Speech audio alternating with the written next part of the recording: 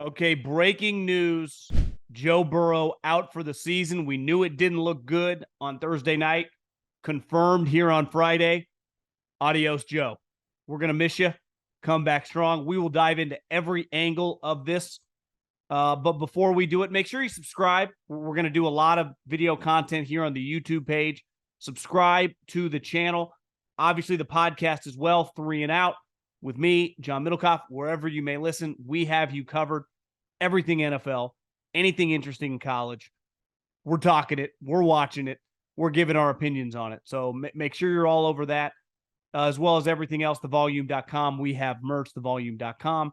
You know my friends at Gametime. Make sure you go to Gametime, the official ticketing app of this podcast.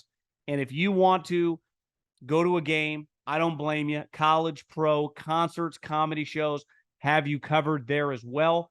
Gametime, the official ticketing app, promo code John, $20 off. Download it on your smartphone and get a pair of tickets to anything today. Promo code John, $20 off. Gametime, do it. Just a devastating blow for the NFL. And I think Joe Burrow feels like the icing on the cake of just a devastating run of quarterbacks being out for the season, right? Started with Aaron Rodgers to Kirk Cousins to Deshaun Watson. I mean, guys are dropping like flies. And I think this is pretty symbolic of the AFC, which we thought was going to be a dominant conference. And on paper, it was, right? Joe Burrow, Josh Allen, obviously the defending champion, Patrick Mahomes. You add Rodgers. You go, Deshaun Watson's going to get a full season. This thing was going to be a powerhouse. And it's just not shaping up that way. And I think this injury, let's face it, that loss alone, let alone the injury, was going to be pretty devastating for Cincinnati, given how hard their remaining schedule is. But I do think in terms of the AFC, like, let's face it, one thing coming into the year is the AFC was viewed as dramatically stronger than the NFC. And that wasn't a false statement. It's just when you remove $40, $45 million quarterbacks, it's just not going to be the same. Like, the Jets are a playoff team with Aaron Rodgers. Now, how good are they with them? I don't know. But they're winning 10 games with the guy. I don't give a shit how bad their offensive line is. Hell, they're competing to be 500 right now with Zach Wilson. I mean, fully healthy Joe Burrow start to finish, it's an 11-12 win team with ease. Like, that's how good they are. We saw how good they were a couple weeks ago when the guy was healthy. The 49ers and the Buffalo Bills rattled them both off. I mean, this guy is, you could argue when healthy, he's the second best quarterback in the NFL. And honestly, when he's on, I said this on Thursday night, he's every bit as good as Patrick Mahomes and can go toe-to-toe with him. We saw it last year in the playoff game. We saw it 2 years ago when he beat him. So this is a dominant player. There's a reason people compare him to Joe Montana, Joe Cool, because he's a superstar.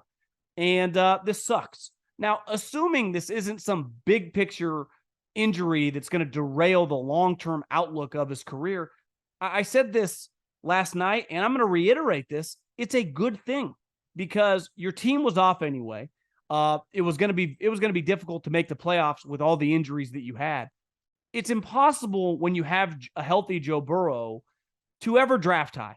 I mean, worst case scenario, you'd have a season if he plays 17 games, like 9-8. So you'd be drafting like 19th or 20. Well, I got news for you. I just pulled up their schedule.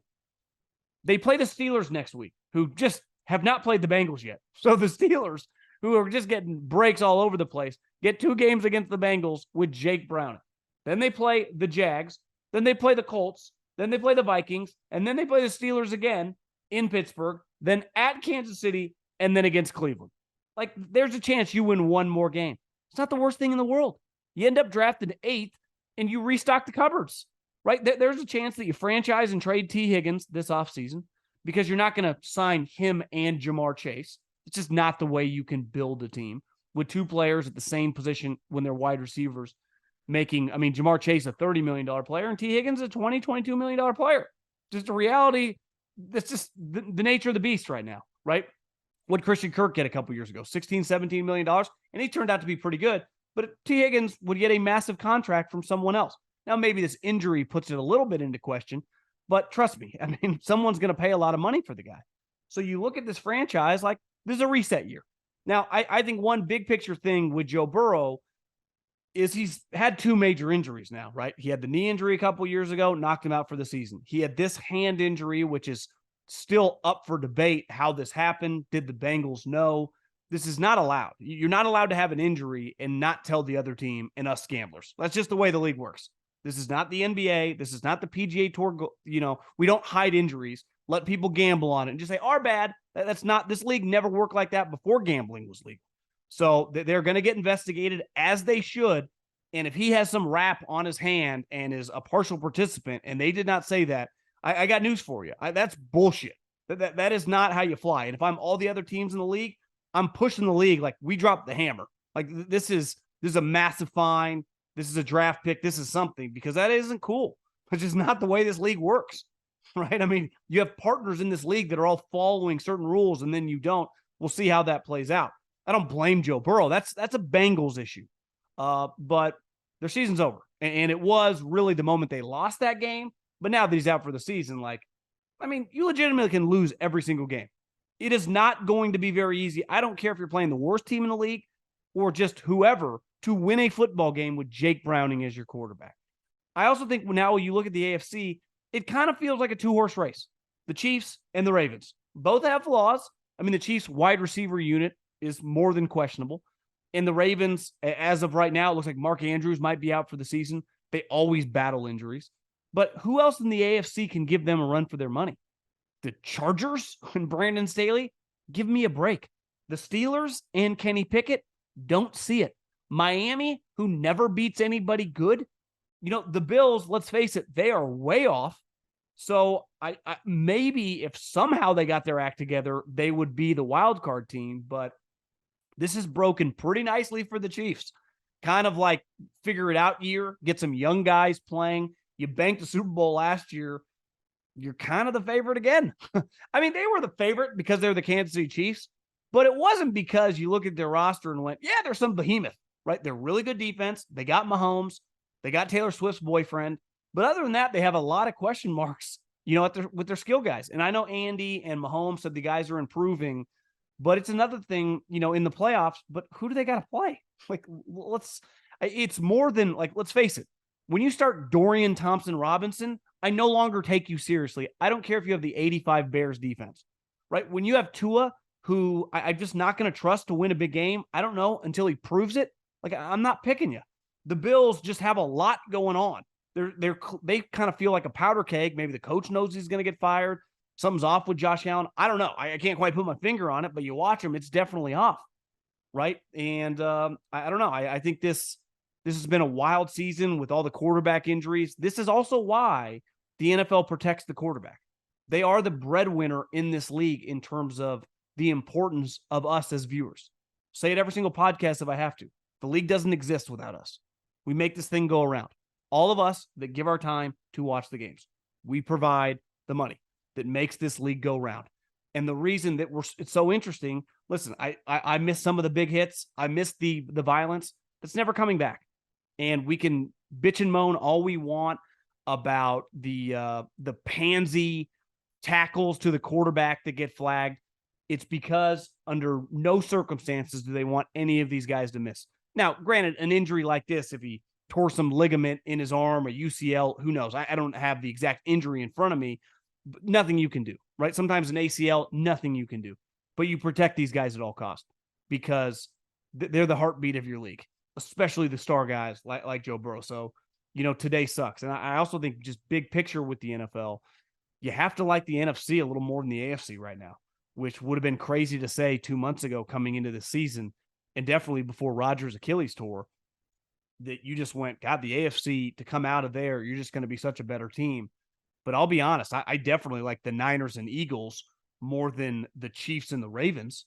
Now, we're going to get to see all these teams play, right? The Niners play the Eagles play the Chiefs, the Niners play the Ravens. So we're going to get a lot of cross-pollination. And definitely if you factor in the other two teams, the Lions and the Cowboys, it just feels deeper than who are the four teams in the AFC.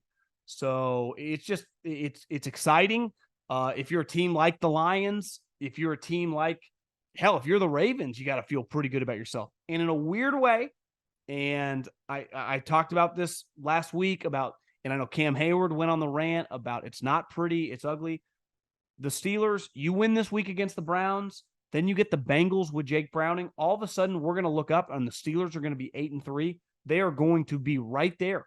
And as crazy as this sounds, if the Eagles, which isn't crazy, beat the Chiefs, right, all of a sudden are the Steelers vying for the number 1 overall seed? I said at the beginning, I'd be very lucky. I picked them to be a Super Bowl contender. They have not looked like that.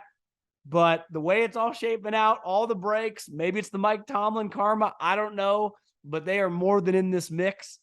The NFL Friday afternoon, you never know. You never know. And listen, I don't think the Thursday night game is the reason that Joe Burrow's hand got hurt. I mean, he came into the game with something on his hand. So whether he played on Thursday or whether he played on Sunday, something was going to happen. The Mark Andrews injury. I saw Marcus Williams from the Ravens talking about the tackle, and he's like, I don't know what the guy's supposed to do, right? You don't want to take out the guy's knees. You can't hit him high. You're just trying to take the guy to the ground. This is not 1978. This isn't the Al Davis Raiders.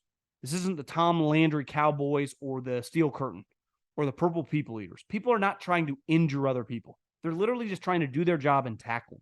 So when I see the media freak out, it's like, did you guys play a high school football? Any human being, if you're just trying to tackle the other guy, especially if it's a big tight end, what are you going to do?